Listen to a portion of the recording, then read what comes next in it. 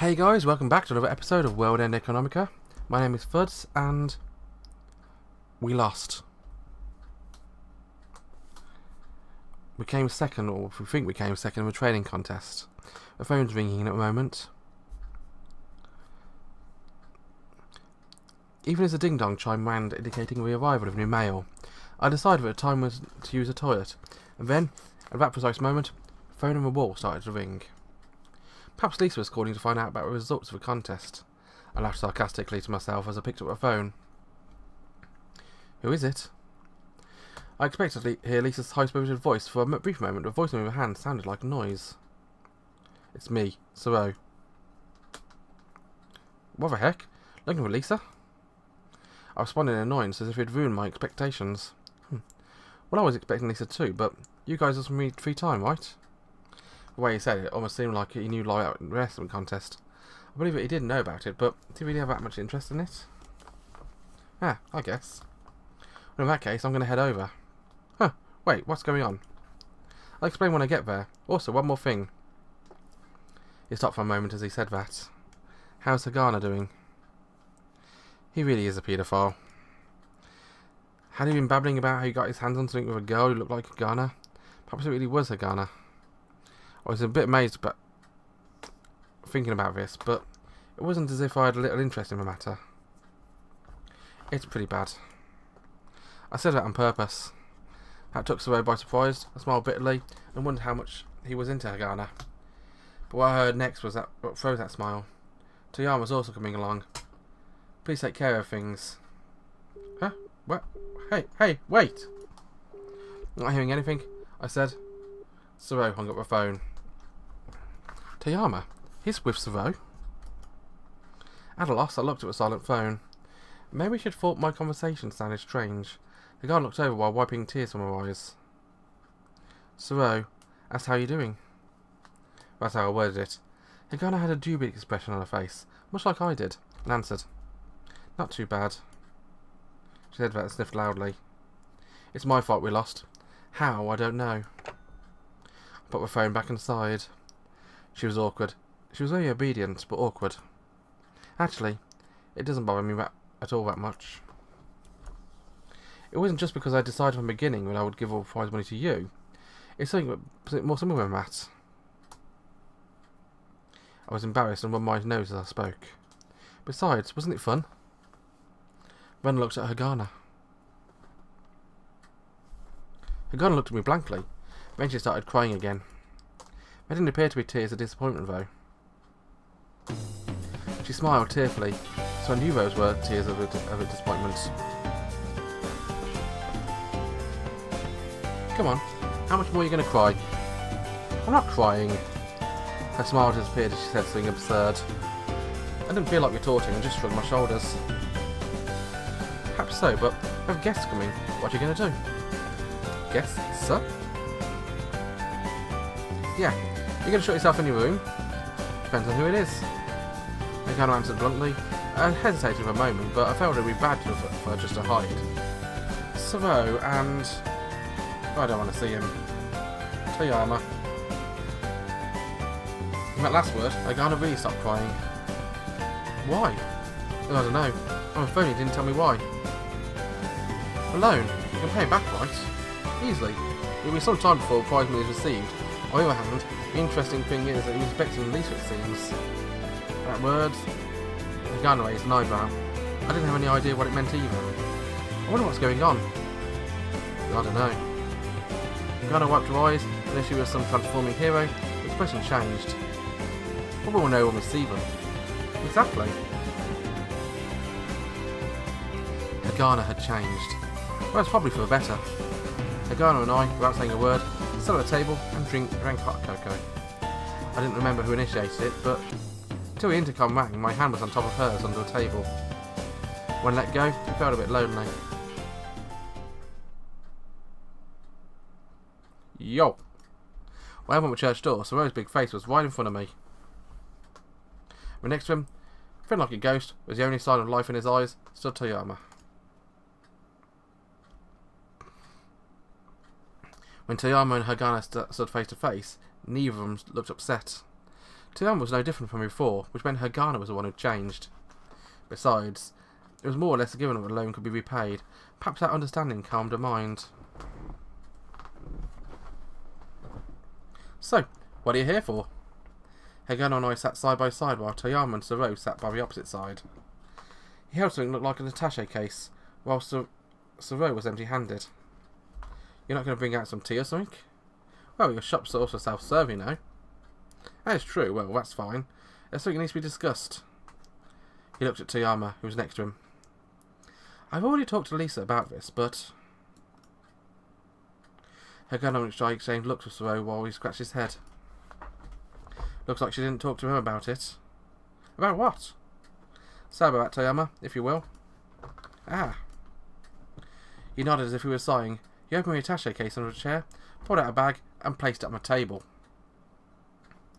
The overpacked bag had a utilitarian design, with its sturdiness perhaps of it being the only selling point. There is 150,000 moors in here. Huh? I want you to make money. As much money as you can with this amount.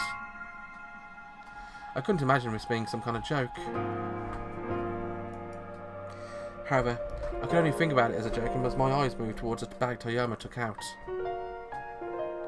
He followed the movement of my eyes, opening the bag for me to see. He turned upside down, wrapped banknotes tumbled out. All the bills looked well worn, were wrapped in rubber bands. It was like a scene from a mafia movie. This was reality, and without doubt the money was real. In times like this, I'm embarrassed by this money, but that's the nature of business. I hope you'll be understanding. No, wait just a moment. What's with this money? It's not dirty money. I know it looks bad, but this is money I managed to scrape together one way or another. That's not what I mean. Toyama didn't flinch at my words before speaking. Have you not both taken money from my clients and made it grow? That sounded like threatening words to me. I had no intention of standing down to Toyama, but perhaps it was part of my determination. Wait, something wrong with that? No, that's also a help to me, he said. I more or less understand whether or not my clients will pay back their loans. Thus, through a grapevine, I also heard about your exploits and wanted to support you both, wholeheartedly. So, you decided to join up with the dregs. In my words, Toyama laughed feebly. My philosophy is that I will loan out money even to those who I don't foresee things are able to pay off, as long as I can trust them, and I won't gamble. That's what I've decided. Stocks aren't about gambling. Ah, my apologies. I didn't intend to speak ill about it, but whether or not you are able to grow the funds that you've gathered, is that not gambling? I could hear it was just a play on words, but it wasn't as if I didn't understand. At the beginning, in the case of Chris's parents, they wouldn't have come by to entrust Hagana with her savings if they didn't know about her. So, since you hate gambling and all, why'd you come this way with the money then? I'll have him do explaining. Toyama said that and looked at Suro. Right, Suro was here. Why was Suro here anyway? Ah, you need me to do it? Please. Toyama looked as if he said he was completely sapped as he spoke. Suro decided and leaned forward on the table. You heard about Lisa's debt, right? Yeah? That there was just a rumour. For someone straight-laced as Lisa, she wouldn't have allowed that debt to persist. I figured something was up, so I did some searching. And then suddenly the people around here started feeling restrained from a debt, right? I thought that was kind of strange, so I called up old man Toyama and we talked about it. He said that all in one breath. Old man Toyama here is also in a bind. About that, I have out the words already know as Suro's massive market moved closer. So you know about the guys behind the scenes as well? Behind the scenes?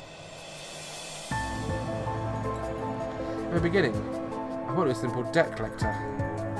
It was true the nice guy who funded Toyama had died from a disease, and relative was back at Earth and sold that debt off to someone else. Maybe those guys living on Earth didn't think they could collect debts on the moon on their own.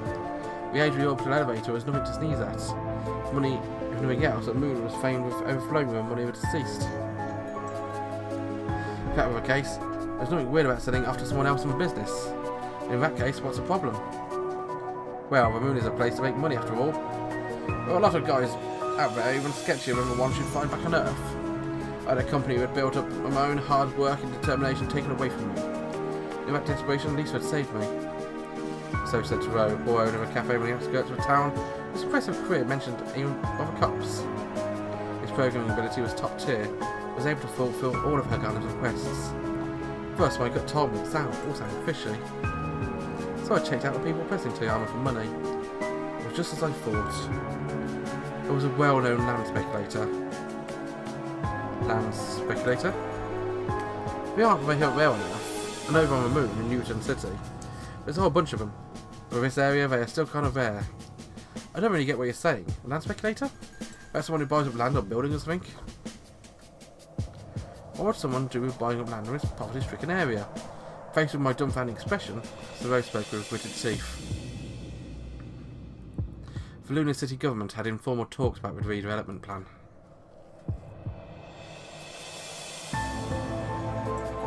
Once again, they weren't words I was expecting. My brain couldn't follow all of that. On the lunar surface, there's development right now in a new city. For the sake of maintaining dominance as the foremost city centre of the moon, redevelopment is a necessity as such.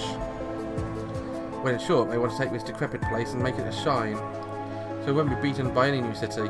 Naturally, there are lots of interests hanging up in this. In that case, these debts have nothing to do with right to land and with property. Toyama spoke. Huh? The lunar surface is a frontier. First, there is a need for laws to be in place. This is the most important vested interest of a developer. Even if one were to own the land, where people borrowing the land were to build upon by their own ability, I would dare say the city development would more than likely support that of people who built their homes on that.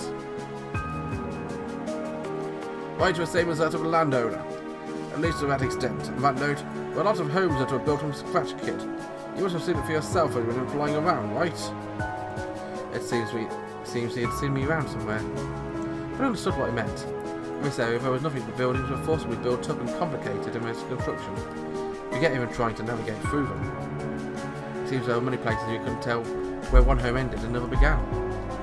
While the administration has flirted with the idea of forcibly seizing property, well, a lot of money would be paid to the rights holders. Perhaps those people might be offered the rights to live there afterwards. But the problem is that people found out about this informal meeting. I think a possible increase of value and wanted to corner a market. So, those were guys holding your debt. Yes, I was being targeted. At any rate, that is why the money had been loaned out to those living in the neighbourhood were likely not to return it. Those debts having to go knocking door to door negotiating dozens of properties for the most part would be seized. A cheaper way of doing things.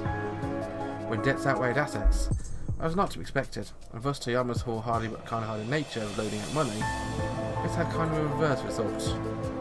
A tight-fisted moneylender would only lend out to people who looked like they could return, and only about as much money as they could return. For Toyama, the client could be trusted if it exceeded their ability to pay it back. He was willing to be patient, however, and pay back the interest. Certainly, the borrower would be grateful afterwards. They probably just figured it was Toyama after all. But if the borrower knew it from the beginning, their property would get wrapped up in it. It was the same as being strung up with a noose. This was especially dangerous, given that a lot of them were slow-witted enough to not foresee what had happening in the borrowed from Toyama. First they relaxed their guard. People like that with a noose tightening around their necks were plentiful in the neighbourhood. With redevelopment, this place would not be the same. Bluntly speaking, it would completely lose its identity. Beautiful shopping malls, beautiful residential units, beautiful roads would look like an extension of White Belt perhaps. Of course, it would be a lonesome sight. What saddens me most is, after all, support these people are getting fairly fair payment, they're being forcibly evicted. I understood Toyama's exhaustion.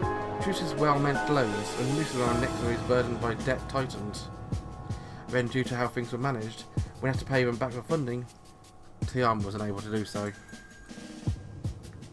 They say the road to hell is paved with good intentions. A perfect example of that statement was right in front of me.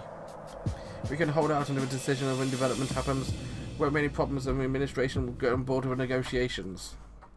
But before that, competitors foresee an increase in value, they're using debt as a pretext, so they could take everything from the people burdened with that debt for pennies. Take everything away, we're only with debt behind on top, and not having a place to live anymore. land speculators, with rights for land and debtors and significant property in hand, would then wait to offer a help the administration gentrify things here.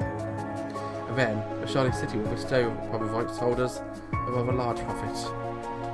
Redevelopment also takes on the meaning of dividing wealth of lower classes. If you use taxes to big corps in Newton City, making redevelopment, even people living on the outskirts supporting the majority of Newton City would benefit. But if the land speculators were to have their way with things, in the end, all it would consist of is only the rich getting richer. You come from the east, right? Swear looked straight at me. I know where you're from. Weren't there people who came back to the moon after being displaced from greater powers back on Earth? Weren't there, he said. My mind was filled up with both anger and amusement. It was nothing but that kind of people. It was only that kind of people. Lisa is no exception either, so it isn't right for this to happen again. This is the moon, the frontier. Those who exert effort must be rewarded. Thoreau leaned forward as he said that. The atmosphere was no longer the same as that of his dull attempts to show off. Thoreau had come to the earth, pursued success on the moon. The merciless power of the city took everything away from him. My glance moved from Thoreau to a bag that Toyama had brought in. Dirty banknotes had fallen out of that bag. Those dirty banknotes were carefully folding up by respectful people. You have a fund scale from others. That and this 150,000 moors. If I have 800,000 moors gathered together, the seed money can be paid back. In doing so, the people here in this town will be able to keep hold of what they have. The people who endured Earth came here to endure this will finally be rewarded. Tiama spoke with fervour. Beyond their actual appearance, the banknotes in front of me overwhelmed me with what they represented. The money that I suppose was 500,000. Add 150 to that, put it at 650. It was less than 30% to get 800,000. Numerically, it isn't impossible, I believe. I should say that I understand the money you gathered from others is everything they have. If you were nearly 800,000 more, it wouldn't be enough. Living expenses. For folks running a business, there are operating costs. For the infirm, there are medical costs. For those with children, there are educational costs. The ones wanting to collect those debts were approaching in force. But I think we should be able to hold out for a month. I wish we could grow these funds. 40%. All is 50? I looked at Hagana. She pursed her lips and looked at a banknote on the table. It's impossible, but she saw it in the rationality of society. What's a deadline? Yes, a much more important question. Her pale complexion stiffened. Nearby, Thoreau also looked downcast. I had a bad feeling about this. In the beginning, I intended on holding off the assault of the people pursuing me to pay back the seed money. Saying that, he picked up a piece of paper from the attaché case. It seemed old-fashioned in an era where electronic agreements were a norm. Perhaps that's why it carried such a strong air of intimidation. It was written in business-like style, with a government endorsement on it. If involved in repeat debt defaults, immediate repayment is requested. The individual who loaned me the money was really an easygoing person who can help others with 800,000 moles, but just say the word I'll load it onto you at once. No matter how many times the repayment period exceeded, I'd write up a new contract, updated terms. But history remained. Before long, I was a no-good debtor. Due to that, in front of a court, I would have no choice but to present this certified document. In other words, if repayment is not made within a span of a week, my assets will be seized. The assets in Toyama's possession include just about the entirety of the townspeople's debts. In an instant, the person holding ropes around the people's necks will change from a kind-hearted Toyama to a moneymonger. 1 week? In 1 week? Why didn't you say that earlier? If that were the case, it would have postponed the investment contest. I stopped mid-sentence. I remembered Thoreau's words. When this conversation first started, he said about it. It appeared Lisa hadn't talked to us about it yet. Lisa knew about it. She knew about it all along. Don't blame Lisa for this. Thoreau said that right off the bat. We talked to Lisa about it repeatedly. Things would be bad if we waited too long. And that things could not be undone if someone didn't act. But Lisa stubbornly wouldn't agree to that. She said that if I were to go to you and Hagana to talk about it, she'd get really mad. Why? I don't get it at all. You two really were in a trance, right? So's pain expression pierced my chest. I thought back to a time I'd spent with Agana. That was, without a doubt, a warm and wonderful time. Lisa's that kind of person. She can't be influenced by things. Instead, she cares more about the connections between people. With the exception of books and probability. But I think she's probably going to sell those books. Huh? She's that kind of person. If she no longer had a place to live, clothes to wear, or things to eat, she can still find a way to continue to live in happiness. She really believes that. Lisa said it was a fair after many friends and family lost everything in a conflict zone, but she walked that narrow path and managed to reach the moon. Is there not something we can do? We gave up money. She can give up money, but we can't give up those crossed paths, she would say. Lisa didn't want to get in the way of you two. There's nothing I could say. I didn't have any words that were ready to go. Good intentions. This was a good intention, paved with good intentions. The road led to hell. That is why we waited until now. It's tearing me up inside, you can see that in Toyama. Toyama, who looked like a zombie before, was now completely a mummy. It wasn't just Toyama's own assets, he was burdened with the fate of others. But with just 1 week, you two should be able to do something right. At the very least. That is what Zoro said. This was a much more reasonable way to go rather than for us to go to a casino. In a situation, we were willing to go to that direction. True. It wasn't impossible. Still, a virtual marketplace or investment contest was one thing. But being able to make a 50% profit in 1 week in the actual market? Of course, theoretically it wasn't impossible. It wasn't out of the question to hit the 50% mark in a single day. However, $650 in total funds was an unwieldy amount. Worse than that, if we were to fail, it wouldn't just be our failure. We couldn't choose not to do it. No matter what, that wasn't possible. Will you take up this task? I opened my mouth. However, no words came out. No way they would. This was a serious discussion, not a comfortable situation where it would be held against if we lost. We hadn't gathered simple, naive hopes from these peoples. With nowhere else to turn to. It was far more serious act of resistance against the continued irrational system brought from Earth. There's no one to turn to other than two of you, please. He placed his hands on the table and lowered his head. Japanese style. Perhaps he'd researched I was a child of Japanese immigrants.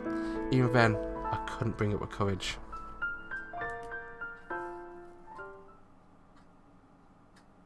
But just then, something warm was placed on top of my hand.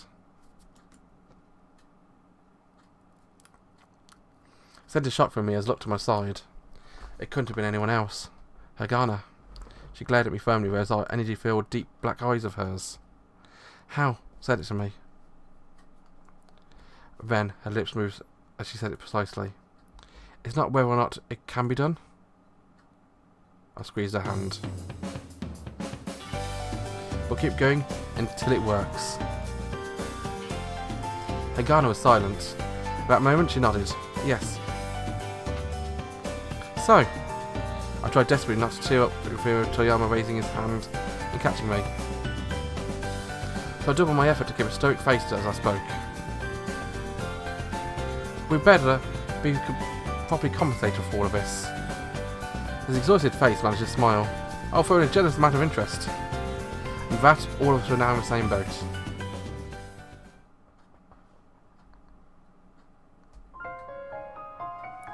Afterwards, when Zoro was about to leave, he reminded me about Lisa. What about Lisa? Looks like we've got a brand new problem in our future. The contest is over. No idea what's going to happen with Barton. We've got a brand new debt to deal with. We've got to make 800,000 out of 650,000 in a week. Things are looking impossible. But crucially, Agana and Hal are back together. They have not separated. The Unstoppable team continues. Next episode. Bye bye.